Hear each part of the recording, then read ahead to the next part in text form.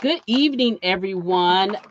This I am Midnight Ace, your host for tonight for our book bar chat, and we have Michele Sims, who is the mastermind behind one of my most favorite families, the Moore family saga. If you have not checked that out, please do check that out. It's more specifically my nephew Miles Moore. But today we're not going to talk about them. But today we're coming back and we are talking to her about her latest release, which is Forever Carly. Yes. And if you have not checked this out, please do because this particular book is really, really packed with a punch. I mean, there's a small town, but there is a lot going on in it. So it's a little bit something for everyone to enjoy in this particular book. So please make sure you check it out. So tonight she's here and we're going to Hey, talk about everybody. a little bit about it. All right. Welcome, welcome, welcome, Michelle. How are Thank you? you. Hey, sis. How are you? How's everybody this evening? Doing well, doing everybody's doing well. So hey, so tell everyone a little bit about you and how you got started writing. Sure. Well, thanks for having me. And I am author Michele Sims. And I have been fortunate enough to be an award winning published author. I enjoy writing romance, specifically contemporary romance. I like romantic suspense, genre bending romances with magical realism. I have been writing since, well, probably since the time I got here. I've been writing most of my life. But my first published book was in 2018, and that's Seed on Fire. And that's the first book in the Moore family saga, which started off as a five-book series, mainly romantic suspense. I had deviated a little bit to start writing with other authors, which was really fun for me. And then I came back in 2022, published Forever Carly, which is a small town romance, second chance romance. And Yeah. I am happy to be here to talk to you about Forever Carly. Well, thank you so much. So I dived into Forever Carly and wow, this is book is gonna be hello there, Miss Ola. Let's just say hello for a little bit of go Ella. there. Hey Veronica, thank you for joining Hey, us. Veronica. Yeah, we looking forward to a Friday Eve. Let me tell you, it's been one of those weeks. Hey, Miss Iris, how are Hey, you? Iris. And Antoinette, Hey, ladies, Antoinette. thank you so for joining us. Now, okay, first of all, let me just say, and you can explain to everybody about this. So, prior to writing Forever Carly, you I can't remember when, but you produced you published a book, Love in the Low Country, Yeah. and your character was in there. It was Caroline in there. So tell us a little bit about that and if this was the inspiration for this particular book. Yes, it was. And actually, Love in the Low Country was an anthology, and I'll hold it up a little bit. I don't know if you all can see it, but it was an anthology that was put out by the Low Country RWA. And, every couple of years or so, we'll do a charitable event. And so the challenge was, hey, guys, how are you? The challenge was, hey, how you doing? I'm so busy saying hi to everybody. But the challenge was to put in a short story that would tell a little bit about love in the Low Country, and so the Low Country being the southeastern portion of Carolina. So again, me and my simplistic thinking, I was like, well, my character's name will be Caroline since she's from Carolina. So that was the start of it, but Mace knew her as Caroline. He was the hero in the story. But because of all the difficulties and the fact that they lost the love of each other, she decided she couldn't go by Caroline because just even hearing a man who sounded like him say her name was enough to just make her very sad. And so she adopted the name of Carly. And so that's how we come in with that being Forever Carly, but the forerunner for it was Poinsettias for Carly. That was a forerunner. Okay. And in this book, like you said, it's a second chance romance, but there's some things that happen as to reason why they had this split and so long of it. There was a lot of things you talk about, like some, kind of like mental illness, you talk Right. about some tragedy, some trauma, and you talk about betrayal. And usually when people don't communicate, there is a huge barrier that can happen, and the longer they don't talk, the longer the span of time comes. And I think with Carly and Mace, it was 10 years before they Yes. kind of found each other again, Yes. and their reunion was not good. No. It was not No. good. So, and I know your alter ego is Deanna McNeil. Yes. And so in that alter ego, you deal with some of these things in your real life. So tell us Right. a little bit about how much of that your profession did you grab for in order to write the story? Sure. Well, I mean, I think part of it is that when I wouldn't say I gave up a career to be a writer, but what I recognized is that being a full-time psychiatrist and being a writer was just something I was not doing very well because the characters would come to me at 3 and 4 in the morning. I got a 7 a.m. meeting with staff, and like, you know what, something's got to give. And so I had already done my 30 years. And as I tell people, being a psychiatrist is like living the life in dog years. So 1 year is 7. So I've done my 210 years. But I didn't want to give up the whole idea. So I do contract work. And part of the contract is working with the VA. So I get to see a lot of veterans that have TBI or traumatic brain Mhm, injury. So Mace didn't have the most severe form of TBI, but he had a TBI or concussion, is what we call it, and the impact that the concussion had had on his relationship with Carly. mhm.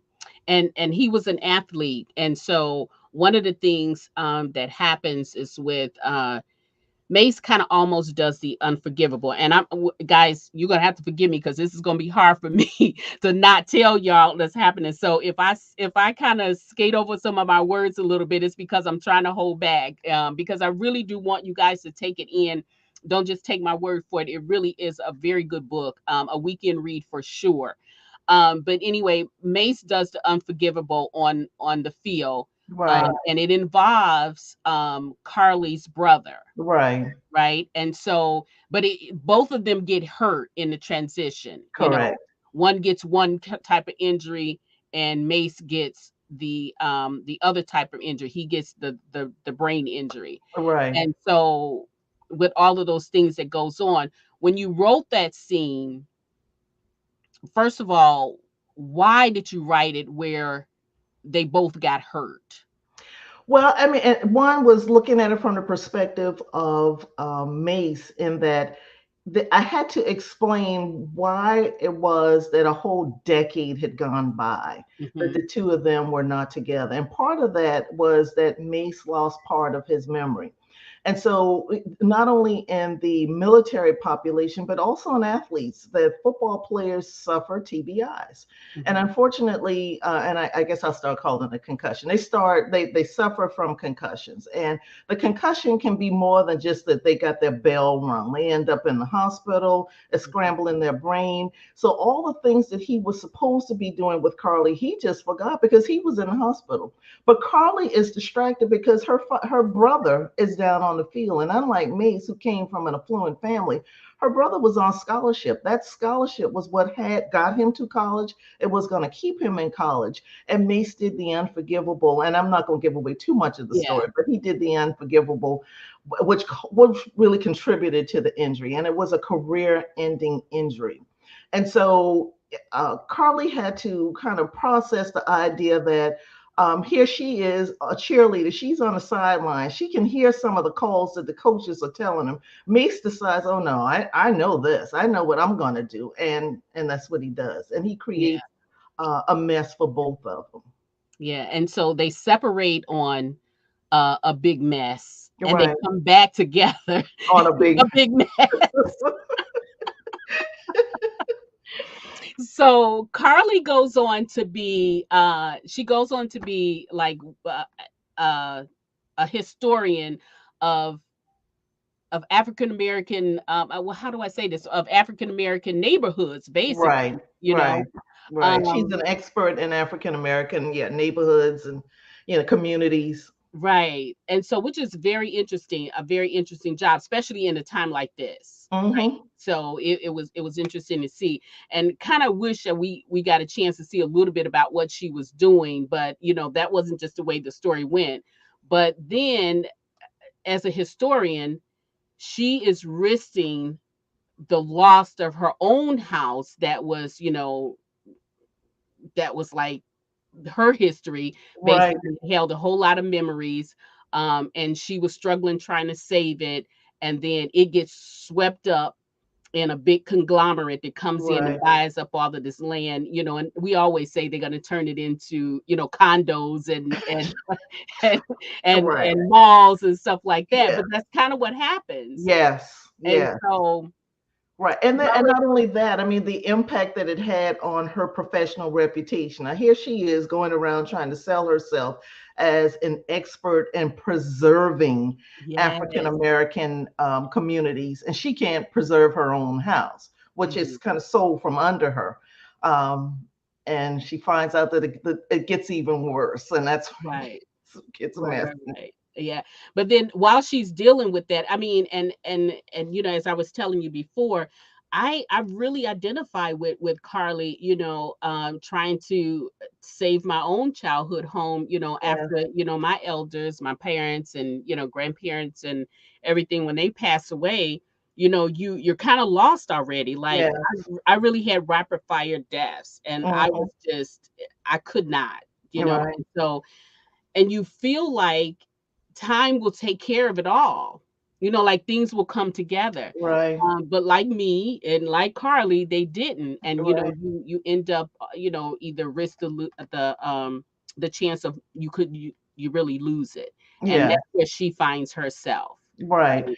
Yeah, I mean, I think the other thing is that you're also kind of recognizing, and I guess you can identify with that, that our home is our anchor. Imagine having been reared in the same home or in the same community. It's your identification, it's your point of reference. And then all of a sudden, you don't have a place to call home in that city. You may not even have a place to call home in that state. So the anchor that that home provided for you as being a part of that community gets taken away. And Hmm. unfortunately, that happens to too many of us, that that Yeah. anchor is there. So you just kind of floating around while you're processing all this, in addition to the grief. Right. And like I said, a lot of times, like I said before, communication is key in everything. Yes. And there was not a lot of communication going on, No. in this book, in the beginning, in the middle, and then toward the end we had a little bit, right? Yes. But even with Carly's mother, with Carly's aunt, because her mother Hmm. had passed away, so she's like there with her aunt. There's little communication. She tried to do what she could because nobody Yeah. wanted to rock the boat. Right. And you're in a small town, so you don't want to raise up too much sand because you don't want people talking about you. What will people think, right? Exactly. And Exactly. then bring us back over to Mace's family, right? His family was a little bit more, cohesive, Yes. but even then they had secrets there too. Yes.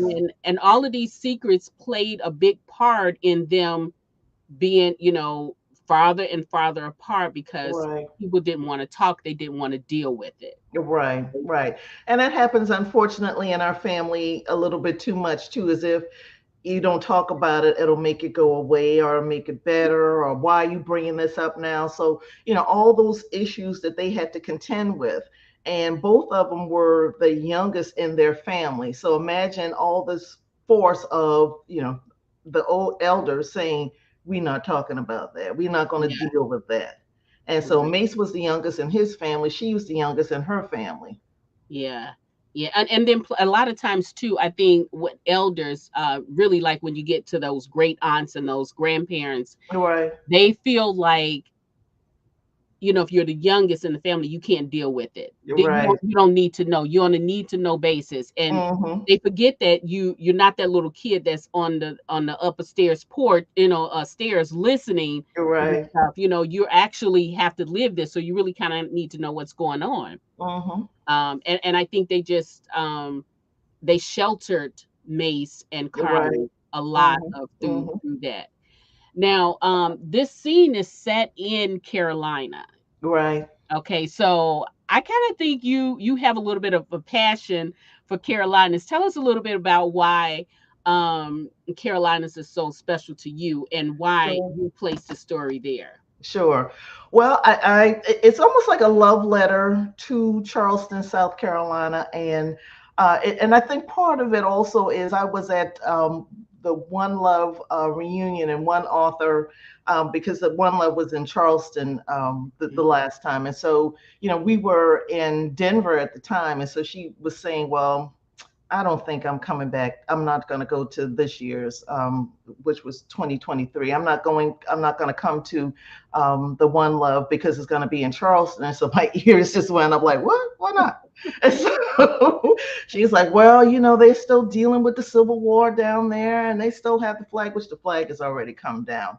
And so, what I found myself, and this was an author that I really respect, and actually I was sad that she didn't want to come to Charleston. So, I mean, it kind of came up as a love letter of recognizing that Charleston is a very complex place. It is Mhm. really it's beautiful, but it has a complex past, and I think part of it, to give it credit, is that it's trying to deal with it. So this idea, Charleston was a character in the book, that not only Mace and Carly had secrets, but there are a lot of secrets in Charleston Yeah, too. sure. Amidst all its beauty and how gracious the people are. So it was really a love letter because it's the place of my birth. It's where I took my first breath, and so I think getting older and seeing it as a very small town where everybody knew one another.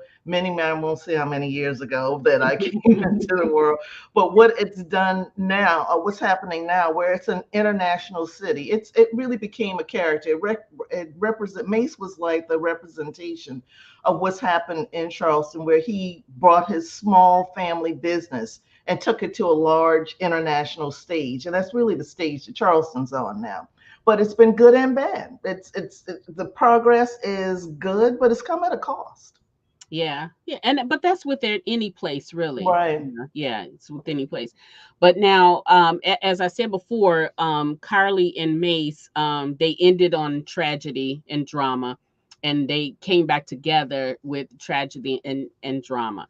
But now, during their time of separation, there were some things that were going on. Of course, they went their own separate ways. They met other people, Right. and when there's a mention in the book. Let me just see if I can just find this really quick. I always have a problem finding it when I need to. I have it before the chat and then I can't find it, but I found it this time. There's one scene in the book where Carly and Mace, they're when they do come together, it's not a smooth journey when they come together. But Right. then once they get there, there are forces that are pulling them apart, Mm-hmm. right? And so they have a past, right? Everybody Right. has a past. And Right. so when they have this conversation, because some things, now they got to start bringing out those skeletons.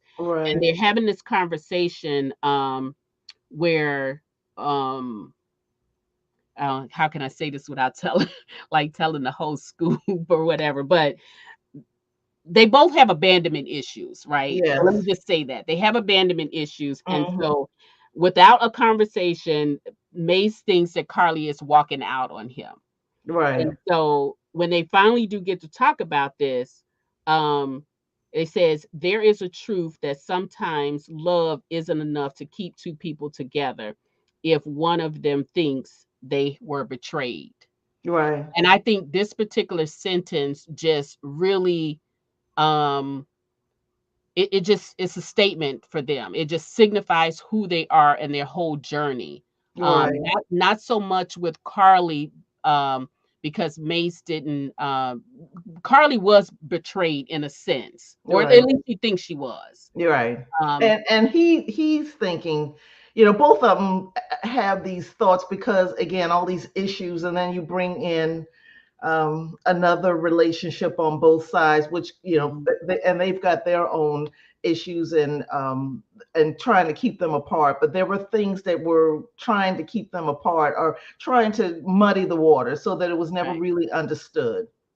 Right. And one of the relationships on Carly's side was a man who she ends up marrying, but they both knew. And then it was out of really just out of spite Hmm. that he did love her. I mean, he did like her. I'm not going to say Right. he loved her because I really don't think that was the case. But he married her out of spite. Hmm. And so of course that didn't make it, right? Right. Um, and I think you out here you have two fellow Carolinas out here. You got Natalia Hey, Natalia. and Hey, Ruby. Ruby. And then let's see. Uh Hey, yeah, I Antoinette. I agree, Antoinette. That's what I was saying. You know, the small town really sets the tone for some of those big city issues, I like to Yeah. call it. Yeah. Hey there, Mama Tony. How's it Hey, Mama going? Tony.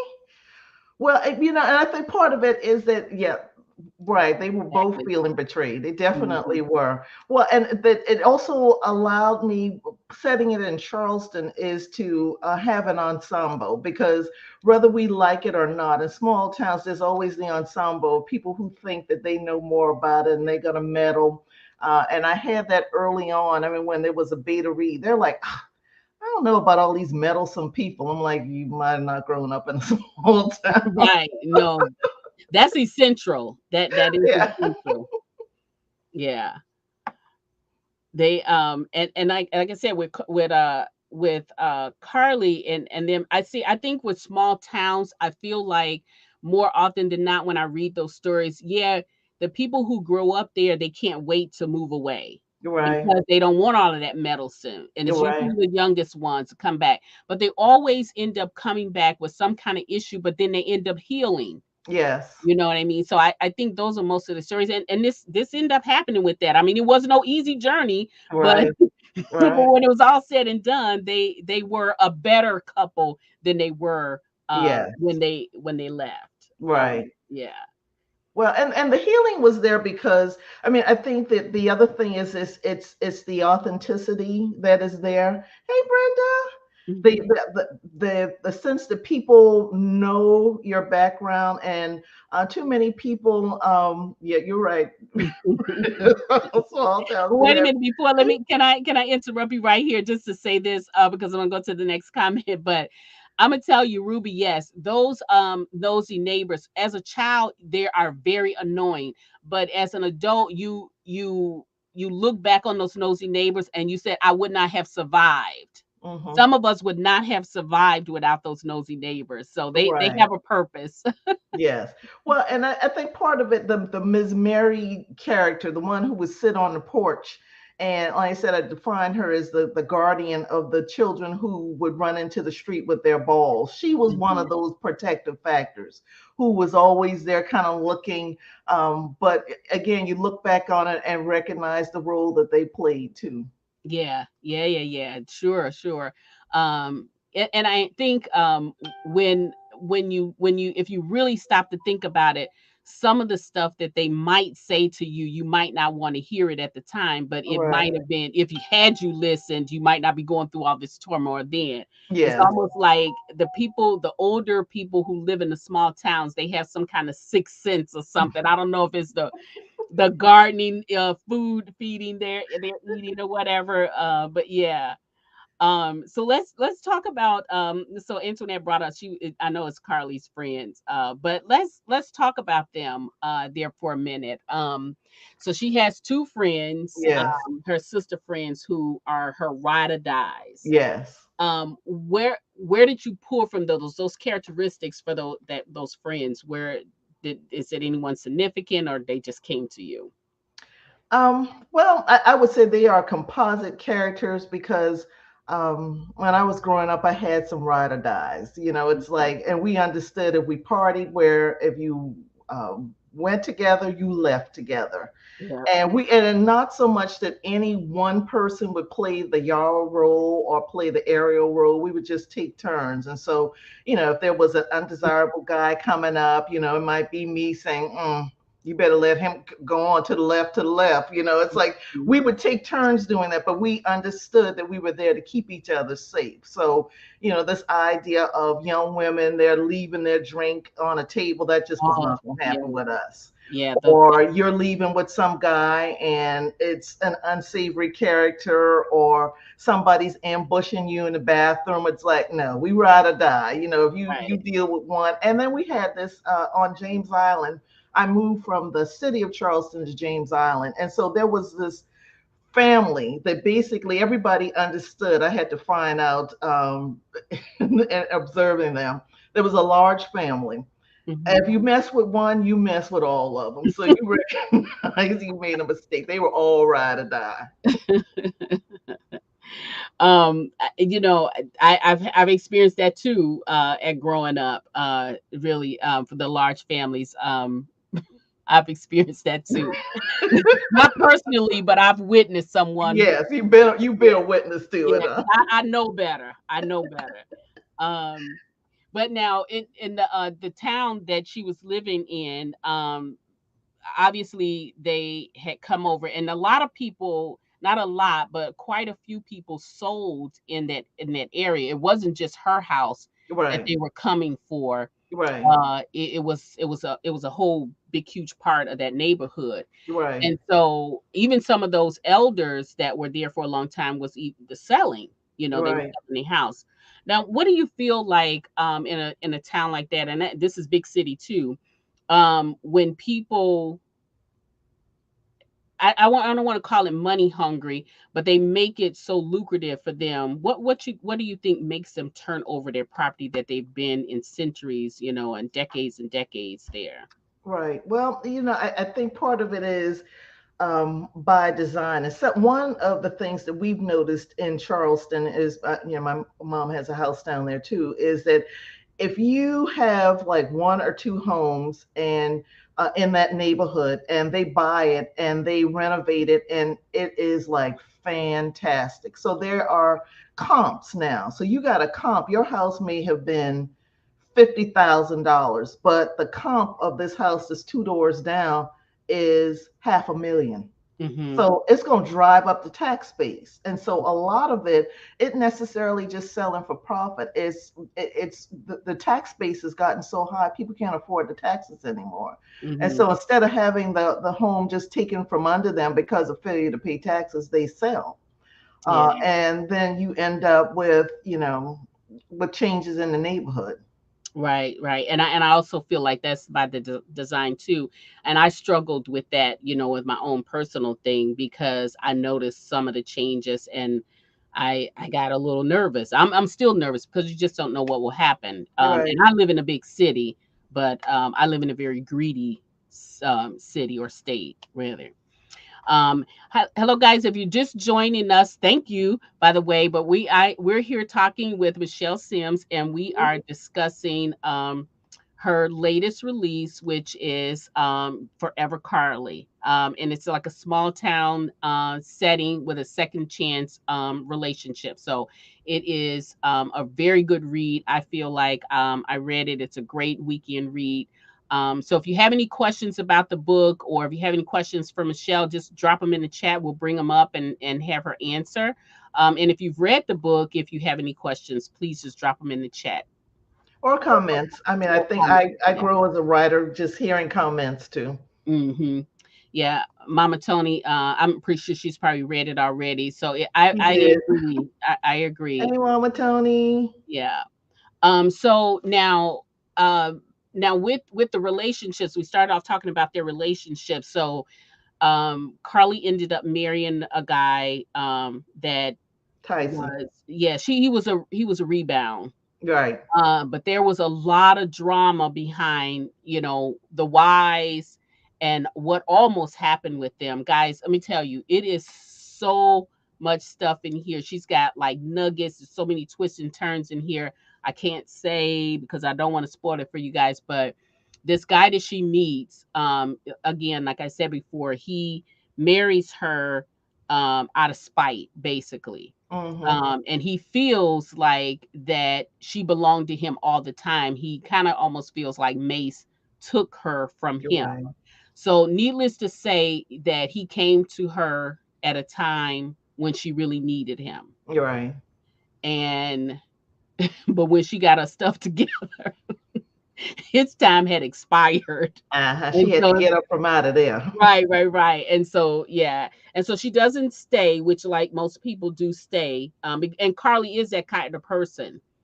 She's nice enough that she does not want to rock the boat, but then some things transpires where it is just not safe for her to be there anymore. You're And so right. she leaves. So we're happy that she got out of that relationship.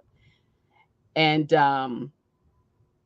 I guess I want to know why this character exists in the first place, because he doesn't just marry Carly, it's something else that happens in the background. Mhm. Mhm. So, what was the significance for his character? Well, I mean, I think part of it is again defining that there were forces beyond Mace's control. Like Mace was just being Mace. Mace was the prince of his family, and he was so charismatic. He became the prince of the neighborhood too. And Mhm, so it's oftentimes those that envy that happens. So here he's the quarterback of the team. Tyson's playing on the team, but he was always interested in Carly. But everybody saw the two of them as, they need to be together. She's the head cheerleader. She's the pretty one. Mace is, he's the quarterback. They're going to be together. But Tyson didn't see it that way. mhm. Tyson saw it as he was there first. Mace came in and not recognizing that there was a history behind them. So he does all that he can, some really underhanded things. Yeah, Um, yeah, some underhanded things that create problems for Mace and Carly. yeah, and guys, it's a big bombshell there too. So yeah, check it out with that. And then on the opposite side with Mace, again, he has a relationship because both of them are, they're on the rebound. Right, It's clearly that as you read the story, that Mace and Carly were soulmates. right. It was just no two ways about it. And Mm-hmm. so when Mace goes, when he takes somebody in because he's on the rebound, he actually finds someone, and it actually, to me, it was a marriage of convenience. They don't say it is, but that's what it Mm-hmm. ends up being. Mm-hmm. They think they Right, truly in love, but right.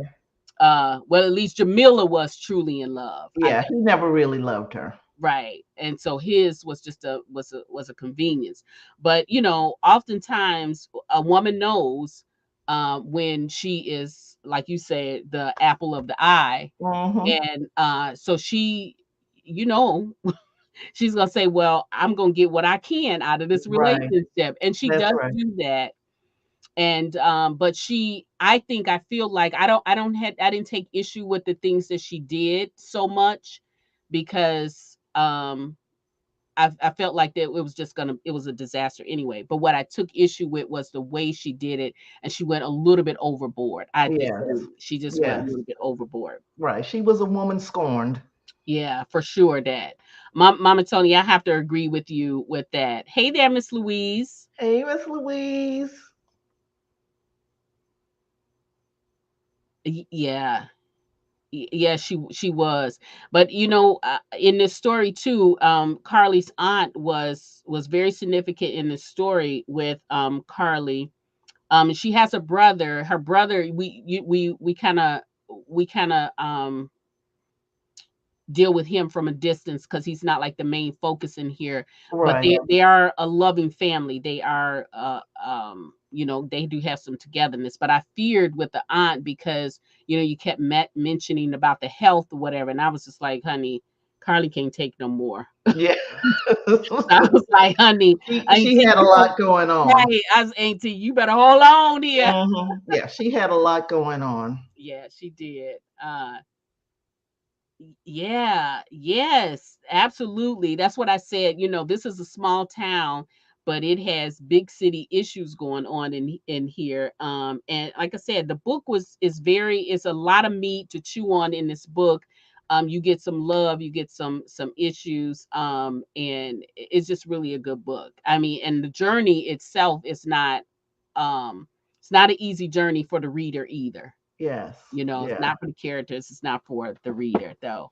Um, but anyway, so when you decided, that they were going to go through these different issues, what did you want the reader to take away from just the things that was going on with the characters and their Right. situations? Well, I mean, I think from the beginning, and this is important to me that, um, that as human beings, I mean, I think we all have to realize how hard life is. And that's even if you don't have some of the big issues that Carly had to deal with just on a regular basis. Life is tough. And Mm-hmm. so the idea, I'm never going to write a perfect character because I've never met a perfect human being. I'm not a perfect human being. And I think what makes us so unique really are our flaws more than anything. Mm-hmm. And so and that's where our arc is. All of us have a growth curve and an arc. And I think part of it is that even though we're in a tough part of it, the issue is to keep going. And that's one thing that Carly did. She was resilient. She went through a lot. And chapter one kind of sets it up. Your Mama Yeah. Tony read the book on one of her sessions. And Mm-hmm. so I was sitting there listening, going, "Oh, that girl been through a lot." Like Right. I Right. didn't write the story. But again, even though we're going through a whole lot, you got to figure out how to keep going. And so it starts off, it's dark, it's dreary, and she doesn't have Maze. Her besties are in another state. She's worrying about Aunt Nora. All the stuff is going on. So it's about us trying to find a way to keep going. That's number one. The other thing is the strength and the power of family, friends, and faith. That we've got to have some anchors in life. And for Carly, those were the anchors that helped her to go through the very difficult parts. Yeah. Let's see. Ruby says Michelle is. Oh, okay. Well, you, honey, you in for a treat. Please go back in and read the More Family Saga. That's my family. That's about my family now. Yeah, Okay. that's her nephew. Right. That's my nephew's family and all of that. Oh, and by the way, in case y'all didn't know, Mace is my family too, because he's a long lost family cousin of that. So y'all go and read on about that. But especially my nephew, honey, he is gonna warm your heart. So go on and take that journey. Uh oh, okay, good. Well, you got enough to settle in with. Yes, hey Ruby. Yeah, Ruby's my sorrow. So I met her there too. Great, great, great, great. Let's see. Yeah, it was because, and then I'll have to say with the opening scene, this is what I was telling you about. We didn't know what kind of journey we was going to be taking with this. You know what I mean? So it was kind of a surprise. You had to read the book with your mind open and eyes Hmm. wide open because you didn't know where you were going to be turning, twisting, or whatever with that. So yeah, I agree, Brenda. Well, honey, then we related because, honey, that is my family. I don't know what to tell you.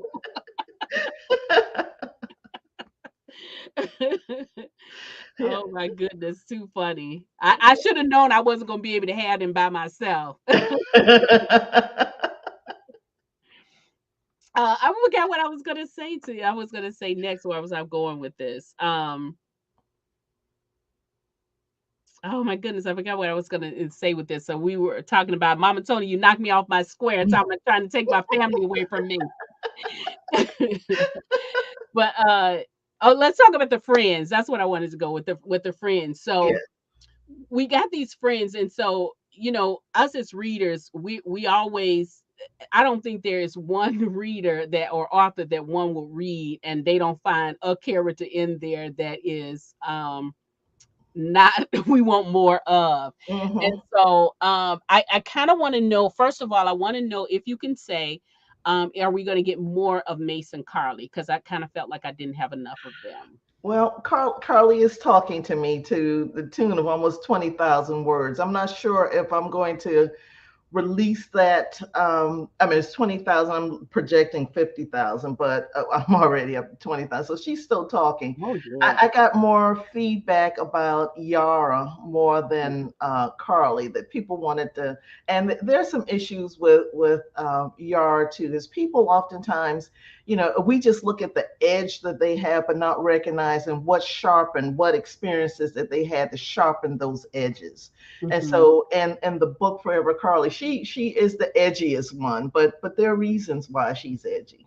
Yeah, I mean, I think both of those ladies were unique in their own way, and I Mm-hmm. feel like both of them have a story to tell. You're Uh, right. so I would like to see, no pressure, but I Yeah. would love to see both of them. And then so the ladies are saying, so Brenda and Mama Tony are saying they didn't really like Mace at first. Mm-hmm. Um, I wasn't sure about him. But I was gonna like him anyway because he was my family, so That's right. You just had to deal with it. I had to deal with him. But I was glad that he came through with I was able to understand why he did some things. But I was saying too earlier that he was a little what I don't know what did the word did I use? As not demanding, but I mean not aggressive, but he was a little bit demanding. He was definitely turning into be an alpha male, but he wasn't there yet. Right. But he was turning into he had those things, and I wasn't sure what we were gonna do with him. Mm-hmm. Uh, And remember, he also was, yeah, he did grow on you, but yeah, he was yeah, also powered by his insecurities. That for him, this was a yes, man that was dreaming about her for 10 years. He never stopped loving her. He wanted her. And so he was driven. And oftentimes, when we're not driven by something that is pure and good, but our insecurities, we do things that we wouldn't necessarily do. But he was trying his best to make sure he didn't lose her again, because you're right, a decade is a long time, and it's a long yeah, time to want somebody. And so in some respects, his remember, his mother, her mother was like, people kind of get caught up in his overbearing. Yeah, they yeah. get caught up Perfect in word. his persona, but underneath him is a heart that cares too much. Yeah. Yeah, and that came out. That came out. It was said in the book and it did come out. And I think that's why the comment that Antoinette made about he had to grow on you Mm-hmm. is probably the truth. It really is the Mm-hmm. truth because he what he showed us, what we knew of him early on in the story really wasn't who he was. Right. But then the thing too is that like you said they put him up on this the pedestal and made him heir to the throne of Right. everything.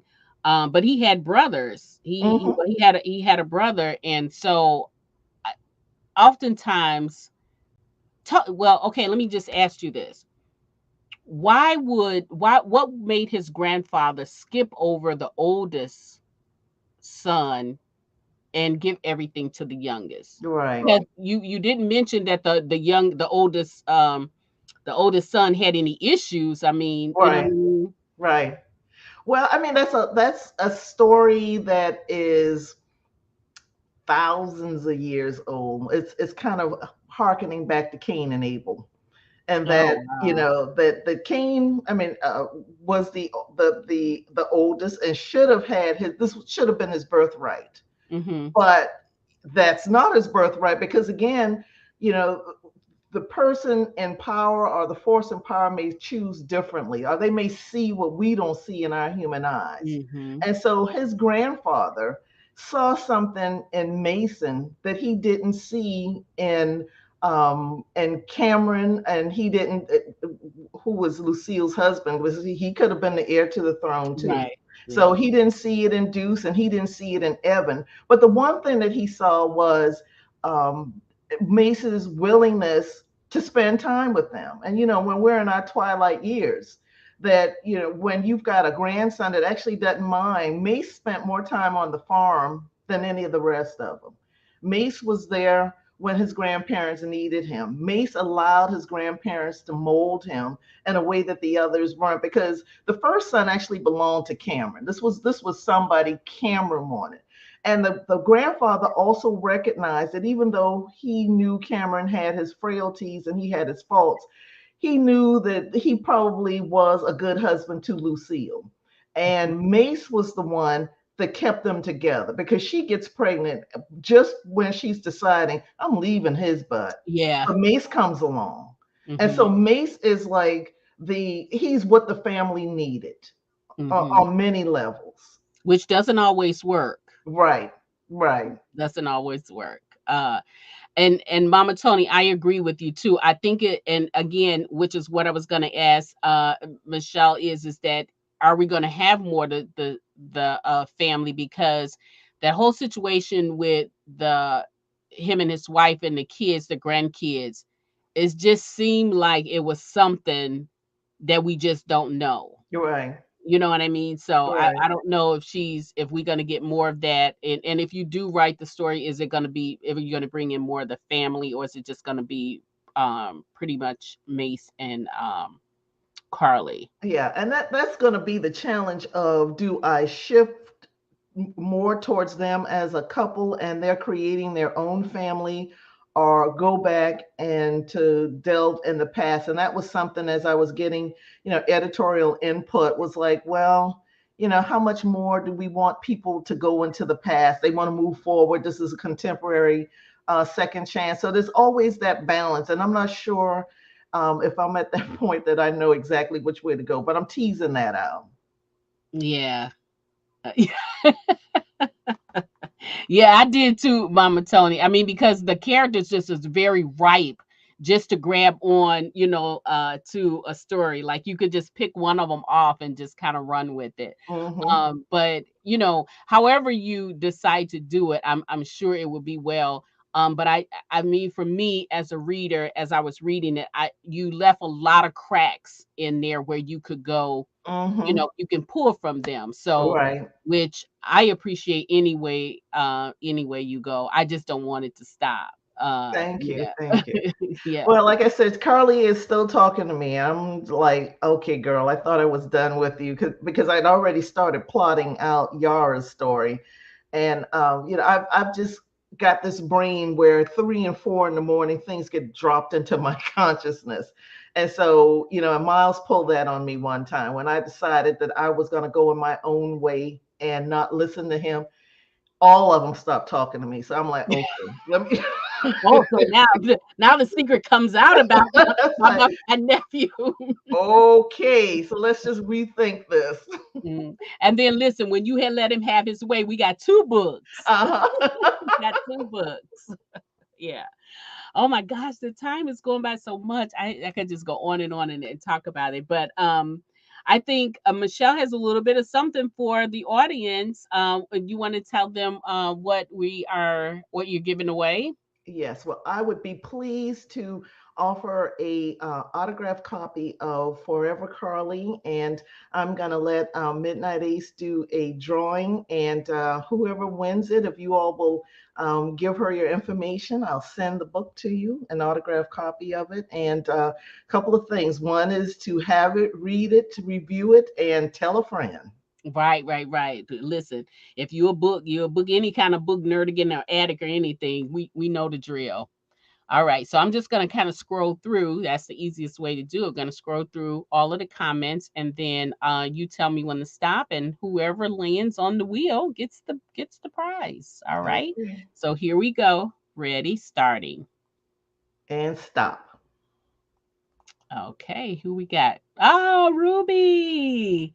Hey, Ruby, congratulations. Congratulations. And Ruby, just inbox me with your address and I'll get it over to Michelle, and then your book will be on its way. And Yes. happy reading. Happy reading.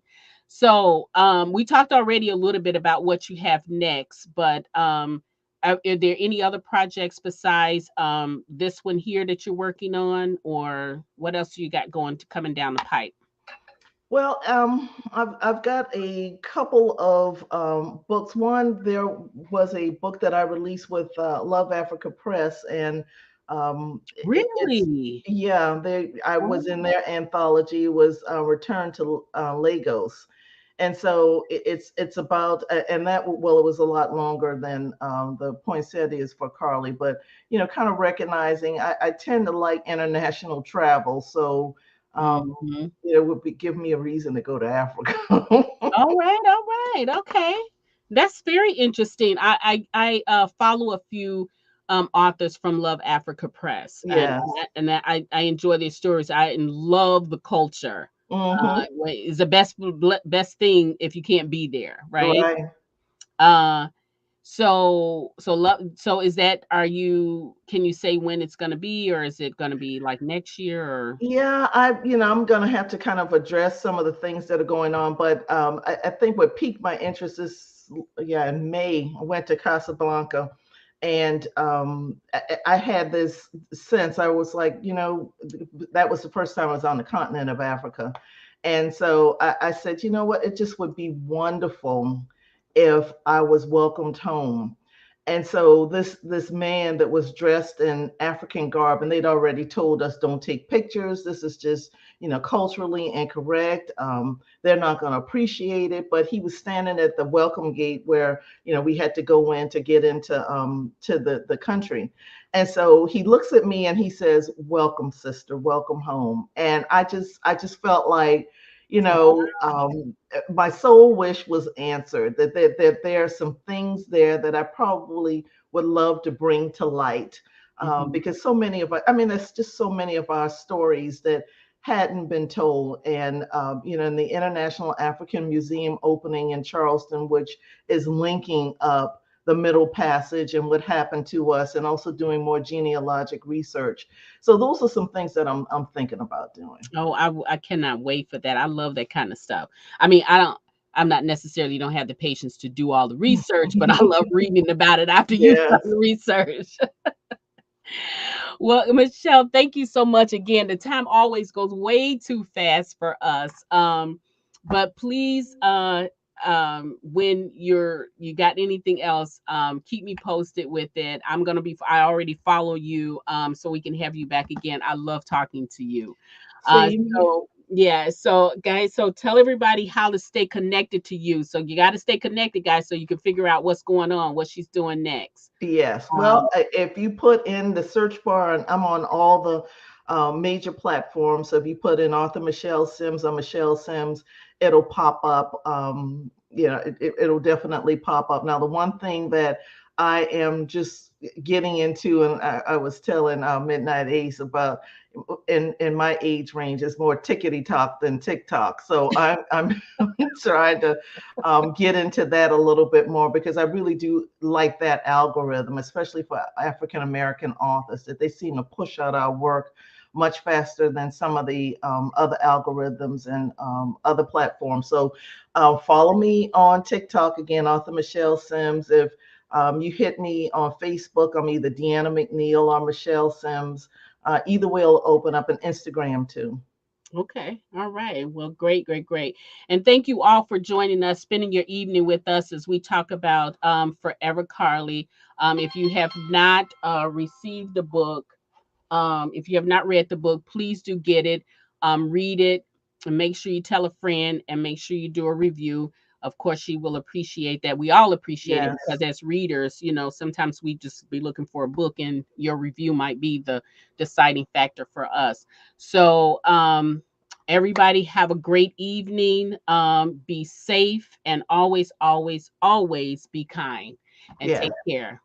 And thank you so much for spending time with me tonight. I can't tell you how much I appreciate it. Yeah, Thanks for it's having me. always so long to get to talk to you, so that's why I said you gotta come back more often. I will. I will. All right. Bye-bye, y'all. Okay, bye bye.